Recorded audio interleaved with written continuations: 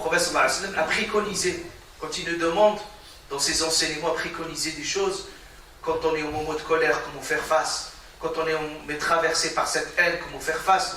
D'ailleurs, le prophète sallallahu alayhi wa sallam, quand il est arrivé à la Mecque, c'est-à-dire ces gens-là qui l'ont fait beaucoup de mal et qui ont fait le pire. Et pourtant, quand il est arrivé dans une position de force. Et l'un des compagnons qui était là, il a dit à Rasulullah, ce jour-là, c'est un jour de malha, c'est un jour de vengeance. C'est-à-dire ce jour-là, on va leur faire payer le prix de tout ce qu'ils nous ont fait. C'est-à-dire, c'est des gens qui gardaient encore dans leur mémoire ce qu'ils ont subi à la Mecque. Ils ont dit, ils vont payer le prix, tout ce qu'on a subi. Et le prophète sallallahu alayhi wa sallam lui dit, non, ce jour-là, ce n'est pas un jour de vengeance. Le jour, c'est le jour de la clémence, de rahma, de marhama. Et il dit à tout le monde, idhabu, idhabu fa'antum at-talaqa, il dit, vous êtes libres. C'est-à-dire, il dit au prophète sallallahu alayhi wa sallam, il leur dit, vous êtes libres, oublions le passé, et à ce moment-là, il faut repenser la vie de le prophète sallallahu alayhi wa sallam, et la vie.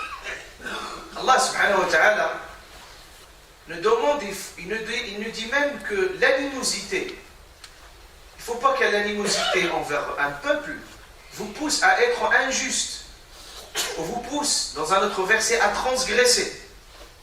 Pourquoi? Parce qu'à un moment donné, on voit l'autre tout noir. À un moment donné, quand on a un conflit avec quelqu'un ou avec une personne, etc., donc on ne voit que les défauts. Et puis, on a tendance parfois, quand on voit que les défauts, soit être injuste envers lui, soit même aller dans la transgression. Et Allah Ta'ala, dans ce verset coranique, il nous montre il nous dit qu'il ne faut pas que l'animosité, c'est-à-dire le conflit ou la haine envers un peuple, vous pousse à être injuste. Soyez juste, car la justice est plus proche de la piété. Allah Ta'ala, il nous dit très, très clairement, il nous enseigne dans des situations.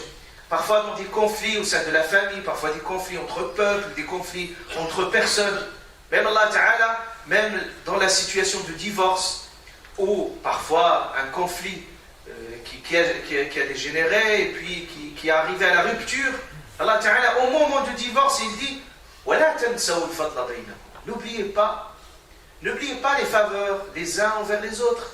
C'est-à-dire même si vous êtes arrivé à la rupture, mais n'oubliez pas, à un moment, il y avait des beaux choses que vous allez partager ensemble. Ça, Allah subhanahu wa ta'ala parle que ce sentiment de haine, de jalousie, ne peut être déraciné que Yawm al-Qiyam, le jour du jugement.